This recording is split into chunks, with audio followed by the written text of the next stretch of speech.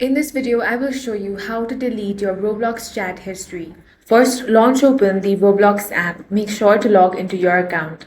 Now, you want to head over to the Chat, Connect, or Party option. Go ahead and select that. Here, you want to open the conversation that you want to remove. Select that. Now, tap on the information icon at the top right corner of your screen, or you can simply tap on their name. Now, tap on the View Profile option. On the profile, tap on these three dots. Here, find the option of block or unfriend.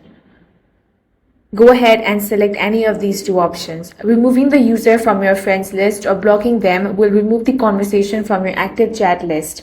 If you add them later again, Roblox may treat it as a new conversation, depending on your current version of the app. Keep in mind that Roblox does not currently offer a feature to permanently delete chat history from your account.